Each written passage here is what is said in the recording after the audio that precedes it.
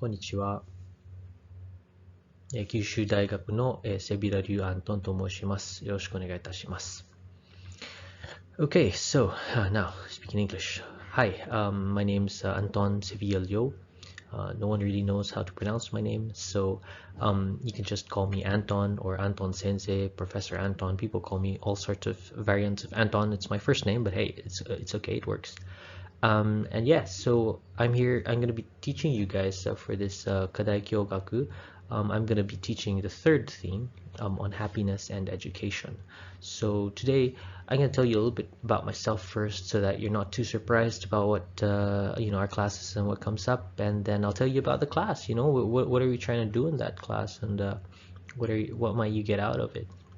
Anyway, during this whole thing, you're gonna notice me gesticulating wildly and trying to communicate with a screen, a little dot on top of my screen. It's kind of ridiculous, to be honest. I really wish that we could meet in person. I mean, I'm not a fan of this Corona thing. I want to keep as safe as possible, but at the same time, I'm an educator. I'm in philosophy of education, and so really, I want to build a rich educative relationship. But right now, this is what we got. So I'm gonna try to make the best of it as I can. I know a lot of you are still not in Japan. I don't know what the visa rules are doing.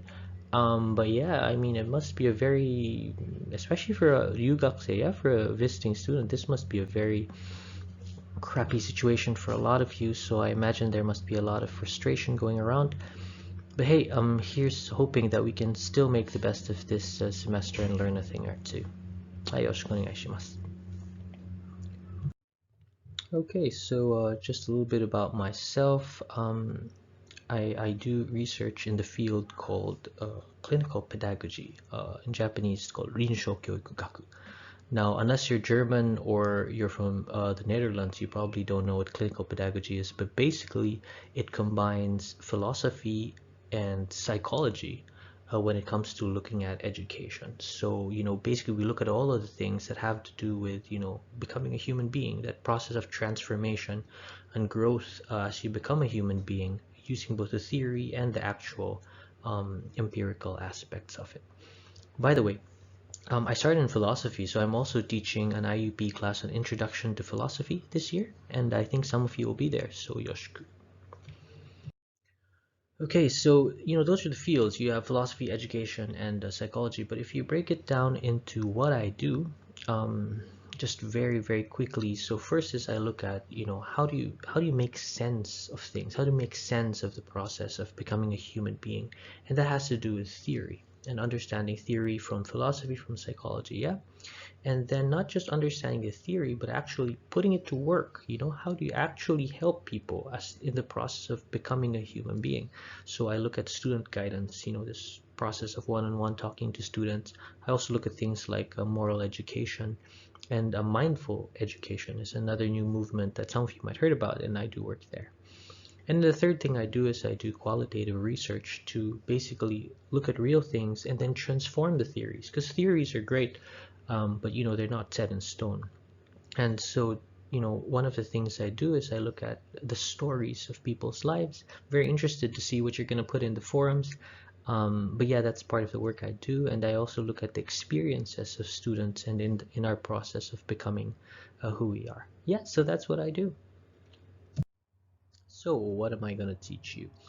um, the theme of our Kadai Kyogaku is the peaks and valleys of life. The ups and downs, the good parts and bad parts of life.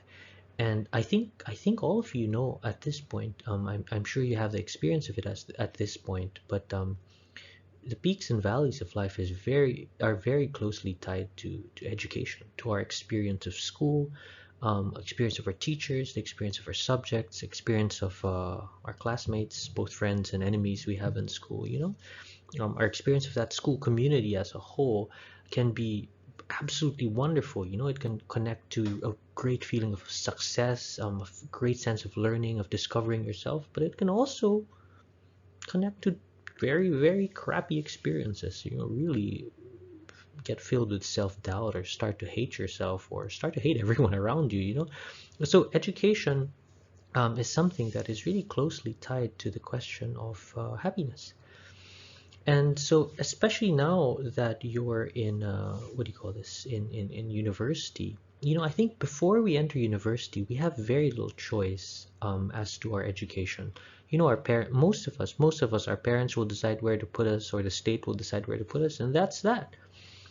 But now that you're in university, you're going to have a lot more freedom to decide how to approach your classes, to decide how to adjust, your classes vis-a-vis the teacher, and which classes to take even. And so I think it's a very, very good time to think about education and how it connects to what matters to you and how it connects to your happiness. And so there are several questions that I'm gonna be wanting to think with you about. And the first and very simple one is, why do we have to study? You know, I think for some of you, this is a very familiar question. You ask this during exams, and you ask yourself, why do I have to study? Do you ever answer that question you ask yourself? But also, for some people, I think actually that we've never really gotten to think about this question because no one really cared what we thought. I mean, whether you see the point of studying or not, you have to study anyway. And a lot of times it's the reasons of our parents or the reasons of our teachers on in theory why education is important. That's important. But now that you have more deciding power as to how your education unfolds, I think it's a very good time to ask, why do you have to study? Why does it matter? And second is, does education contribute to happiness? You know, you can think about this in an abstract manner. Think about, in general, does society need education? You can think about, look at your classmates, how does education contribute to these people? But I'm much more interested in your own personal take. Does education make you happy? In what, well, I think it's going to be a mixed bag for most of you. In some ways, maybe education makes you happy. And I think it's good to explore that, and try to see in what ways is education already meaningful for you. But with number three, I think we also have to look at, in what ways does education contribute to unhappiness? In what ways might education actually be doing some damage to you, maybe, when it's supposed to be helping you, yeah? And so I think by understanding this, in what ways it connects to happiness and what ways it connects to unhappiness, we can ask the fourth question, which is, what are we going to do about it? So, let's say, the way you're going through education is really making you unhappy. Maybe now is the time that, we can start making some adjustments as to how you're going to approach it, as to how you're going to take it in. Okay? All right. So just in real life, we'd be talking like human beings, yeah. But I just watched Trevor Noah last night, and I was thinking to myself, he has these remarkably interesting conversations all by himself. Yeah, I kind of feel like that right now, trying to have an interesting conversation by myself. Anyway, so some good sides, first is I hear this a lot from students and parents. Education helps you succeed in the future by giving you a diploma and various skills. Yeah, that's important. That's important. Depends on the diploma. Yeah. Also, education gives you a general awareness of key aspects of culture. Yeah. So, they say the socializing aspect. If you don't go to school, sometimes you end up a bit of a narrow-minded bastard. Yeah.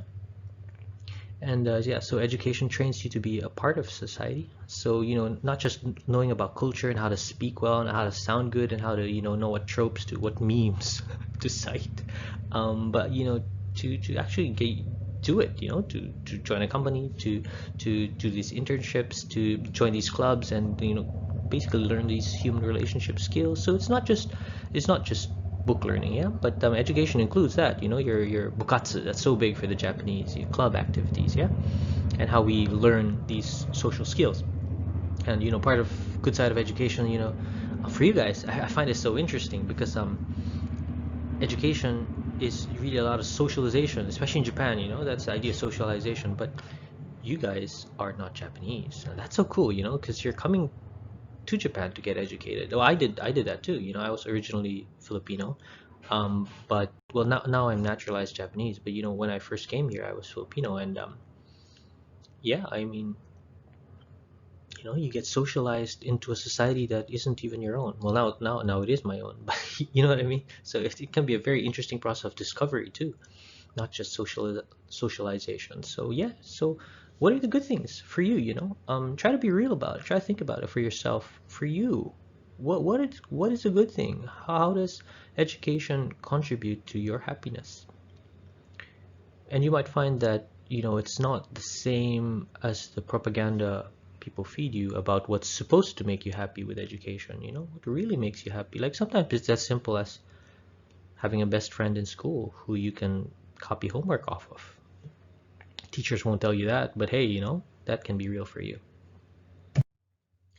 And then there's the bad side. um, I'll give you some concrete data because I'm sure you all have a personal experience that ties to school making you feel totally shit.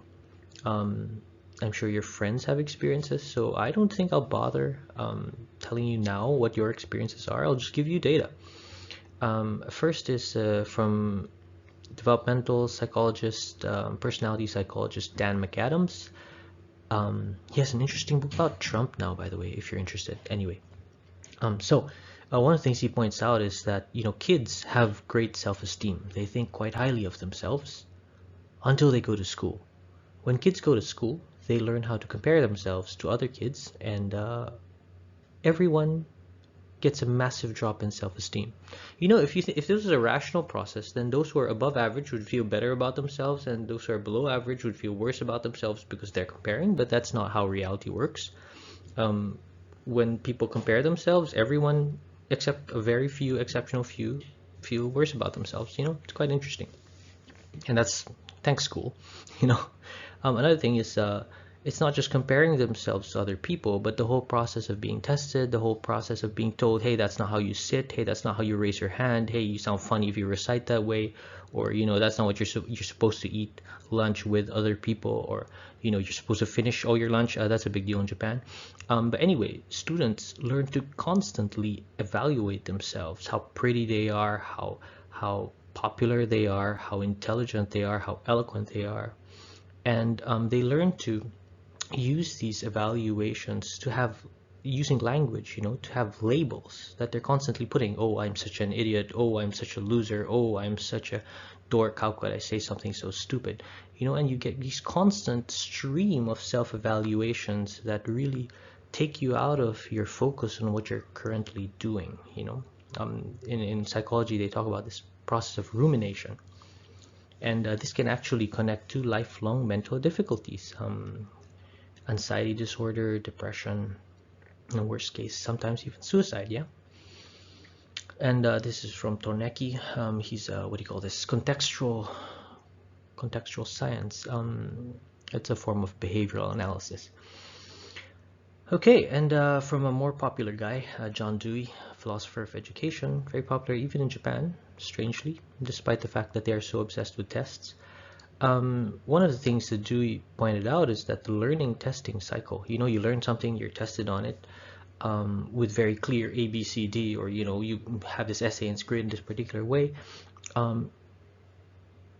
It can give students the false idea that in life, learning will be about facts and clear, testable outcomes.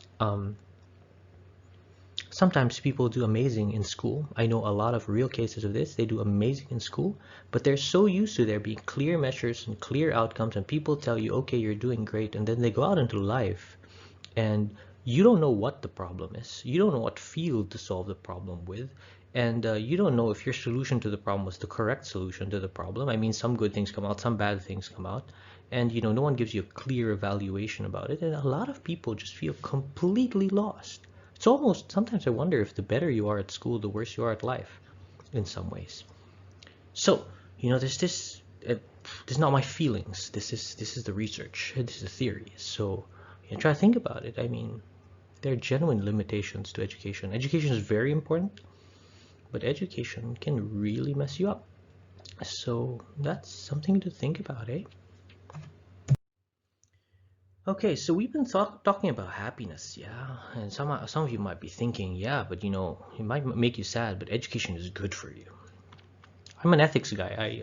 I was trained in ethics, and one of the things I'm finding, especially in this classroom, in this classroom, some of you are Buddhist, some of you are Christian, some of you are hardcore fundamentalist Christian, some of you are Muslim, some of you are, I don't know, man. I mean, some of you have no idea.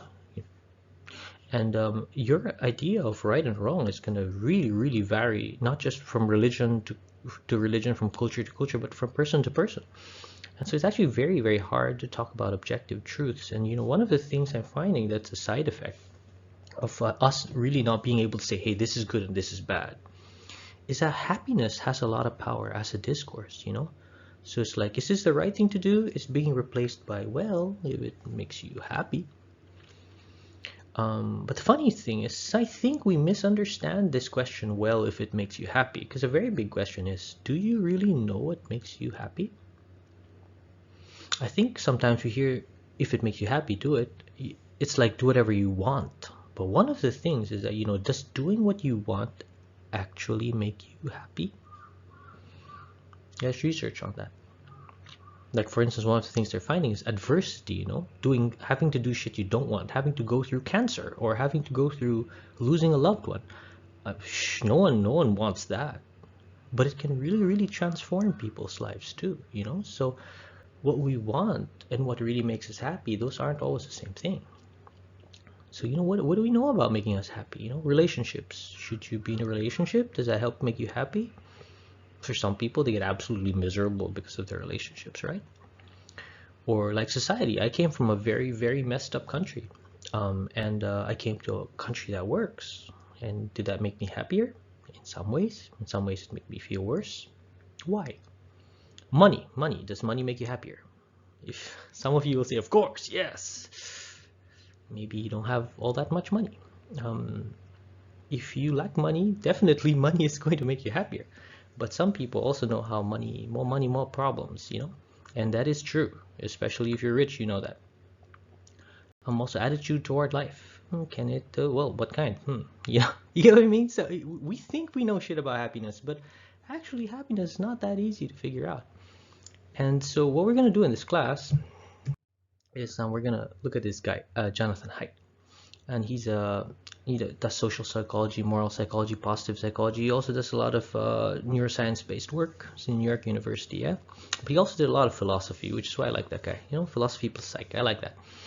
And he's interesting. He talks a lot about politics. He's a Democrat, but he talks about how a lot of the how Democrats in the U.S. sometimes they don't understand people and how people really click.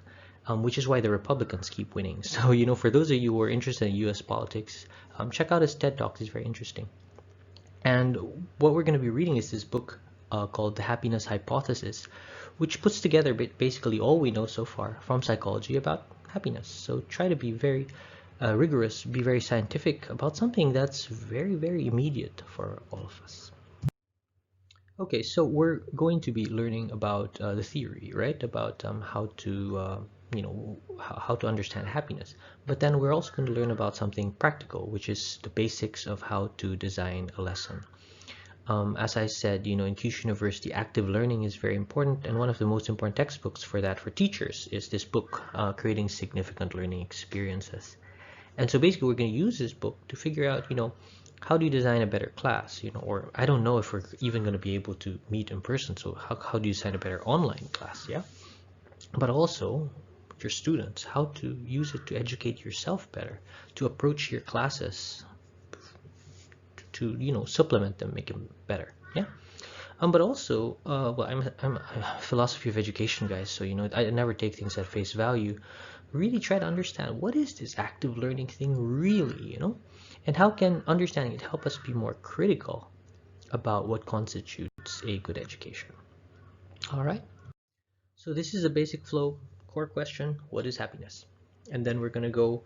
On one hand, you have the philosophical side of it, which Hyde will talk about, and you also have the psychological side of it, which I will also talk about. So you're talking about these two things at the same time, yeah? And then we're going to apply that we're going to learn the skill of basic lesson design, and then we're going to apply the skill of basic lesson design by teaching one chapter about happiness. So each group is going to design a class, maybe an online class, about a particular chapter of Haid's book. Okay, so that's what our class is going to be like. So you get some content, you get some knowledge, you get some skills. Hopefully it'll be all very useful for all of you. Okay, so part of the highs and lows of life, the three of us professors, we're all doing our own thing, but there's some connections that I think we can look out for here. So like, Professor Lawrence is very, very close to the work I'm doing now, I think, and we've done collaborative work together. And so I think the specifics of decision making, right, that we're not going to go that specific. So I think he's on the specific side, but how to apply that, and especially the idea of emotional biases in thinking, happy thinking versus sad thinking versus depressed thinking, right? Optimistic versus negativity bias and stuff like that. You're going to get to use that in this class in relation to education and life as a whole. And then the whole fast versus slow thinking, I think he'll talk about that. That's actually going to be one of the core ideas that Hyde will talk about. So we're going to keep working on that. Okay, and so Professor Lawrence is going to go first, and next is Professor Wolanski. His is more communication, but I think here you can see a two-way relationship, right? So if you connect it to mine, you can start asking yourself, how do we communicate these extreme feelings of joy? How do you it's not easy to share joy when you like love a movie and you can't seem to express to people why you love it. It can be very frustrating, right? And how do you express deep sadness or deep frustration or deep sense of meaninglessness? And also on the opposite direction, how does communication itself lead to either a deep sense of joy or the lack thereof? Okay, now very important, we are all in different fields, and so we're approaching this idea of the highs and lows of life from very different angles. So we're going to have some overlaps, but sometimes those overlaps will actually be critical of each other's point of view. So I'm also very interested in learning from that. So please keep an eye open for that, and let's see what we get there. Okay, so that's it for me. Thank you for listening. And if you have any questions, feel free to ask in the Q&A forum. And don't forget to enroll for the Moodles of both me and Bartosz. Thank you.